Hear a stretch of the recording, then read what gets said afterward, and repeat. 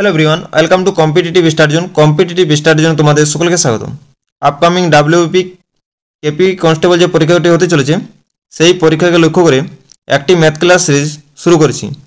তো আজকে আমরা ম্যাথ ক্লাস সিরিজের 3 নম্বর ক্লাসটি নিয়ে আলোচনা করব। তো প্রথমেই যে অঙ্কটি দেওয়া আছে যে পরপর 3টি স্বাভাবিক অখণ্ড সংখ্যার গুণফল 120, সংখ্যা 3টির যোগফল কত? তাহলে এখানে আমাদের সংখ্যা 3টির আমাদের কী দেওয়া আছে? গুণফল দেওয়া আছে। আমাদের সংখ্যা 3টির যোগফল বের করতে হবে। তাহলে প্রথমেই আমরা 120-এর উৎপাদক বিশ্লেষণ করব। প্রথমে 2 দিয়ে যাবে, কত হবে? 60। আবার 2 দিয়ে 30 দুগুণে 60, আবার 2 দিয়ে 15 দুগুণে 30, এরপর 3 5 15। তাহলে 120কে আমরা লিখছি 2 গুণ 2 গুণ 2 গুণ 3 গুণ 5। এরপর দেখো এই দুটোর গুণ করছি, তাহলে কত আসে? 4। এখানে এই দুটোর গুণ করছি 3 দুগুণে 6 গুণ 5। তাহলে 120কে আমরা লিখছি 4 গুণ 5 গুণ 6। তাহলে দেখো আমাদের 3টি পরপর স্বাভাবিক সংখ্যা চলে আসছে। 4 একটি স্বাভাবিক সংখ্যা, 5 একটি 6। তাহলে পরপর 3টি স্বাভাবিক সংখ্যার গুণফল হচ্ছে আমাদের 120। তাহলে এই 3টি সংখ্যা যোগ করব। তাহলে যোগ করলে কত আসে? 4 + 6 কত হচ্ছে? 10। 10 + 5 কত হচ্ছে? 15। তাহলে এখানে আমাদের পরপর 3টি স্বাভাবিক অখণ্ড সংখ্যার আমাদের যোগফল কত আসে? 15। তাহলে এখানে সঠিক অ্যান্সার হয়ে যাচ্ছে বি অপশনটি। ঠিক আছে, নেক্সট কোশ্চেন দেখো। ভোর 4টার সময় ঘড়িতে ঘন্টা ও মিনিটের কাঁটা দুটির মধ্যবর্তী কোণের মান কত হবে? তাহলে দেখো আমাদের ঘড়িতে বাজছে ভোর 4টা। তাহলে আমাদের 4টার সময় আমাদের ঘন্টার কাঁটা থাকছে 4টা করে এবং মিনিটের কাঁটাটি থাকছে আমাদের 12টা করে। ঠিক আছে, এরপর দেখো এখানে আমাদের হচ্ছে 1টা, এখানে হচ্ছে 2টো, এখানে হচ্ছে 3টা। তাহলে আমাদের 1 ঘন্টায় ঘন্টার কাঁটার মোট দূরত্ব হচ্ছে 30 ডিগ্রি। আর আবার আমাদের 1টা থেকে 2টা আবার 30 ডিগ্রি, 2টা থেকে 3টা আবার 30 ডিগ্রি, আর 3টা থেকে 4টা 30 ডিগ্রি। তাহলে মোট দূরত্ব কত হচ্ছে আমাদের? 30 গুণিত 4 মানে কত হচ্ছে? 120 ডিগ্রি। তাহলে এখানে আমাদের সঠিক অ্যান্সার হয়ে যাচ্ছে সি এর অপশনটি। ঠিক আছে, নেক্সট কোয়েশ্চেন দেখো। প্রথম 100টি স্বাভাবিক বিজোড় সংখ্যার সমষ্টি কত হবে? তাহলে দেখো আমাদের 1 থেকে 100 পর্যন্ত মোট কতগুলি বিজোড় সংখ্যা রয়েছে এবং কতগুলি জোড় সংখ্যা রয়েছে?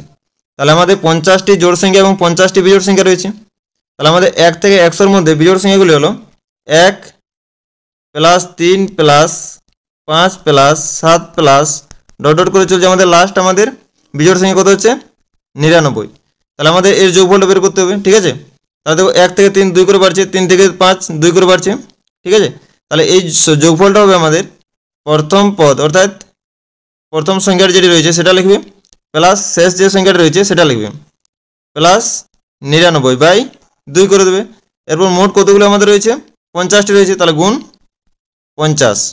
তাহলে এখানে কত কাটছে? আমাদের 25 কাটছে। ঠিক আছে, তাহলে 99 + 1 মানে কত হচ্ছে? 100 গুণ 25, তাহলে কত হচ্ছে আমাদের? 25 হচ্ছে। তাহলে আমাদের 1 থেকে 100 পর্যন্ত স্বাভাবিক বিজোড় সংখ্যাগুলোর আমাদের সমষ্টি কত হচ্ছে? 2500। তাহলে দেখো এখানে আমাদের অপশানগুলোর মধ্যে 2500 নেই, তাহলে এখানে আমাদের সঠিক অ্যান্সার হয়েছে অপশান ডি। ঠিক আছে, নেক্সট কোয়েশ্চেন দেখো। স্টার স্থানে কোন অঙ্ক বসালে এই সংখ্যাটি 9 দ্বারা বিভাজ্য হবে? তাহলে প্রথমে তোমরা এই যে সংখ্যাটি আছে এই সংখ্যাটির অঙ্কগুলোর যোগফল বের করবে। ঠিক আছে, তাহলে এখানে 5 + 4 + 3 + 2 + স্টার + 7 যোগ করলে কত আসবে? 5 + 4 কত হচ্ছে? 9, 9 + 3 কত হচ্ছে? 12, 12 + 2 কত হচ্ছে? 14, 14 + 7 কত হচ্ছে? 21। তাহলে 21 প্লাস স্টার। এরপর আমরা স্টারের মান কত নিলে সেটি 9 দ্বারা বিভাজ্য হবে? তাহলে দেখো স্টার মান যদি 0 নেওয়া হয় তাহলে 21 9 দ্বারা বিভাজ্য নয়। 1 নিলে 22 আসে, যেটি 9 দ্বারা বিভাজ্য নয়। যদি 6 নেওয়া হয় তাহলে কত আসবে? স্টারের মান যদি আমাদের 6 নেওয়া হয়, 6 নেওয়া হলে কত আসে আমাদের? 21 + 6 মানে কত আসছে? 27 আসছে, যেটি 9 দ্বারা ডিভিজিবল। তাহলে এখানে আমাদের সঠিক অ্যান্সার হয়ে যাচ্ছে সি এর অপশানটি। নেক্সট কোয়েশ্চেন দেখো। বার্ষিক 10% হার সরল সুদে কোন আসল 10 বছরের সুদে মূল্যে কত গুণ হবে? তাহলে এখানে আমাদের সুদের হার কত দেওয়া আছে? সুদের হার আমাদের 10% দেওয়া আছে। এরপর কি বলেছে যে কোনো আসল, আমি ধরে নিচ্ছি আসলের পরিমাণটা হচ্ছে পি টাকা। এখানে সময় কত দেওয়া আছে আমাদের? 10 বছর দেওয়া আছে, তাহলে টি সমান 10 বছর। আমরা কি জানি? সুদ সমান হয় আসল গুণ সুদের হার গুণিত সময় বাই 100। তাহলে এই 100 আর এই 100 কেটে যাচ্ছে, তাহলে আমাদের সুদ সমান কত পাচ্ছি? পি পাচ্ছি, অর্থাৎ আসলের সাথে সমান হয়ে যাচ্ছে। তাহলে সুদ আসল অর্থাৎ সুদের মূল্য কত হচ্ছে আমাদের পি প্লাস পি, মানে কত হচ্ছে আমাদের 2p হচ্ছে। তাহলে সুদের মূল্য কত গুণ হচ্ছে, পি টাকাটি দ্বিগুণ হচ্ছে। তাহলে এখানে আমাদের সঠিক অ্যান্সার হয়ে যাচ্ছে বি এর অপশানটি। নেক্সট কোয়েশ্চেন দেখো, একটি ট্রেন একটি ল্যাম্পপোস্টকে 10 সেকেন্ডে এবং 50 মিটার দৈর্ঘ্যের প্ল্যাটফর্মকে 14 সেকেন্ডে অতিক্রম করে, তাহলে ট্রেনটির ঘন্টায় কত কিলোমিটার গতিবেগ হবে? তাহলে এখানে আমাদের কি বের করতে বলেছে, ট্রেনটির গতিবেগ ঘন্টায় কত কিলোমিটার হবে এটা বের করতে বলেছে, ঠিক আছে। তাহলে আমি ধরে নিচ্ছি যে ট্রেনের দৈর্ঘ্য হচ্ছে এল মিটার, ট্রেনের দৈর্ঘ্য হচ্ছে আমাদের এল মিটার। তাহলে দেখো ট্রেনটি ল্যাম্পপোস্টকে অতিক্রম করছে 10 সেকেন্ডে, তাহলে 10 সেকেন্ডে নিজের দৈর্ঘ্য অতিক্রম করছে, তাহলে আমাদের ট্রেনের বেগ কত হবে, এল বাই 10। আর এখানে আমাদের দেখো ট্রেনটি 50 মিটার দৈর্ঘ্যের প্ল্যাটফর্মকে 14 সেকেন্ডে অতিক্রম করছে, মানে নিজের দৈর্ঘ্য প্লাস প্ল্যাটফর্মের দৈর্ঘ্যকে অতিক্রম করছে 14 সেকেন্ডে। তাহলে এখানে আমাদের এই ট্রেনের বেগ আসবে এল প্লাস 50 মোট দূরত্ব বাই সময়। তাহলে দুটো বেগ সমান করে দিলাম, ঠিক আছে। এইখান থেকে আমরা এল এর মান পাবো। তাহলে এখানে 14L সমান 10L প্লাস 500, তাহলে এখানে আমাদের হচ্ছে 4L সমান হচ্ছে 500, এল সমান কত হচ্ছে আমাদের 125, তাহলে ট্রেনের দৈর্ঘ্য হচ্ছে আমাদের 125 মিটার, ঠিক আছে। তাহলে এখানে আমাদের ট্রেনের বেগ কত হবে, এল বাই 10, তাহলে ট্রেনের বেগ সমান এল বাই 10 মানে 125/10, এটা হচ্ছে আমাদের মিটার পার সেকেন্ড। তাহলে মিটার পার সেকেন্ডকে আমাদের কিলোমিটার পার ঘন্টায় নিয়ে আসতে গেলে কী করতে হয়, কিলোমিটার পার ঘন্টায় নিয়ে আসতে গেলে 18/5 দিয়ে গুণ করতে হয়। তাহলে এখানে কত কাটছে আমাদের 25 কাটছে, ঠিক আছে। আর এখানে হচ্ছে আমাদের 5 দুগুণে 10, আর এখানে হচ্ছে 9 দুগুণে 18, তাহলে এখানে 5 কাটছে আবার 5 5 25, তাহলে 5 গুণ 9 মানে কত হচ্ছে 5 9 45 কিলোমিটার পার ঘন্টা। তাহলে এখানে আমাদের ট্রেনের বেগ হলো ঘন্টায় কত কিলোমিটার হচ্ছে 45 কিলোমিটার। তাহলে এখানে সঠিক অ্যান্সার হয়ে যাচ্ছে বি এর অপশানটি। নেক্সট কোয়েশ্চেন দেখো, 2019 সালের 26শে মার্চ মঙ্গলবার হলে 2022 সালের 26শে মার্চ কী বার হবে? তাহলে এখানে দেখো আমাদের কী আছে, 2019 সাল থেকে 2019 সালের 26শে মার্চ থেকে 2022 সালের 26শে মার্চ পর্যন্ত মোট কত দিন রয়েছে সেটা আমাদের বের করতে হবে ফার্স্ট, ঠিক আছে।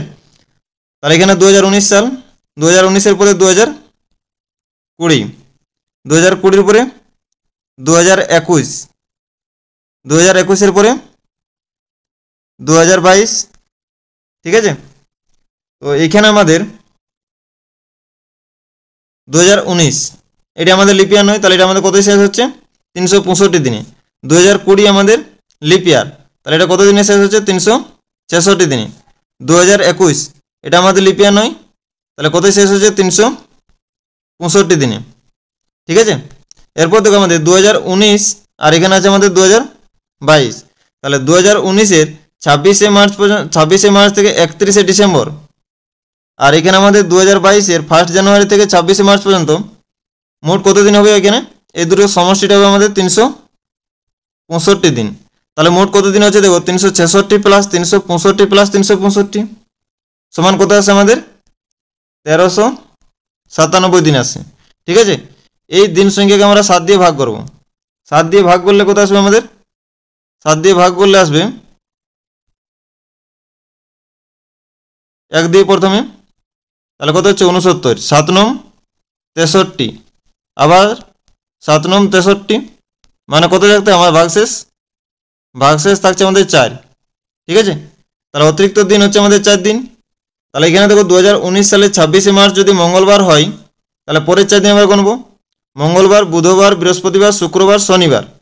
তাহলে 2022 সালের 26শে মার্চ পড়ছে আমাদের শনিবার। তাহলে এখানে সঠিক অ্যান্সার হয়ে যাচ্ছে এর অপশানটি, ঠিক আছে।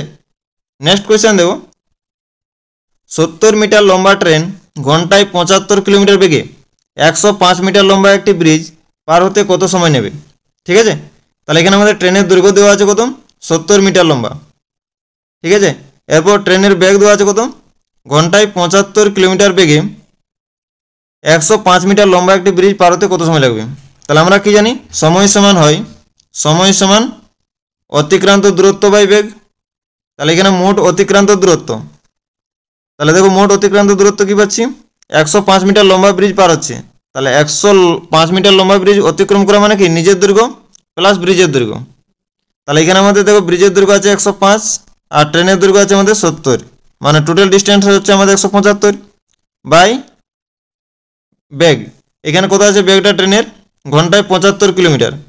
তাহলে এখানে 75 কিলোমিটার পার ঘন্টা, তাহলে 75 কিলোমিটার পার ঘন্টা।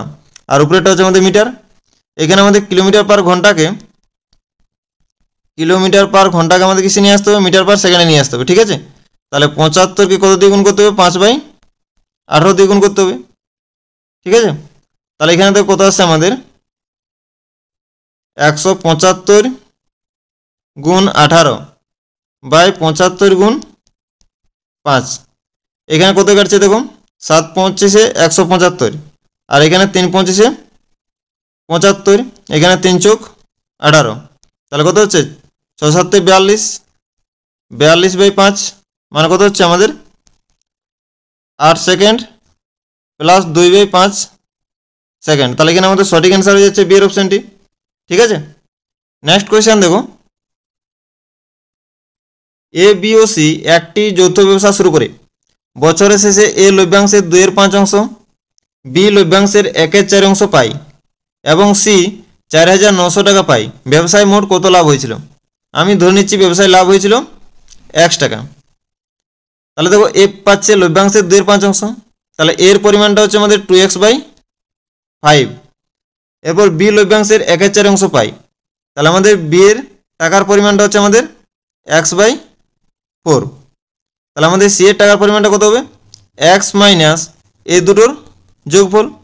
তাহলে কত আসবে আমাদের x মাইনাস এই দুটো যোগ করলে কত আসবে আমাদের 13x/20, মানে কত আসে আমাদের ক্যালকুলেশন করলে আসবে 7x/20। তাহলে এই টাকাটা হচ্ছে আমাদের 4,900 টাকা। তাহলে ইকুয়ালটা আমরা করবো 4,900 টাকা। তাহলে এখান থেকে আমাদের x এর মান কত আসবে, x এর মান আসবে 4,900 গুণ 20/7, এখানে কত কাটছে 700 কাটছে। তাহলে এখানে কত হচ্ছে 14 আর এখানে 3টা শূন্য, তাহলে আমাদের কত হচ্ছে 14,000।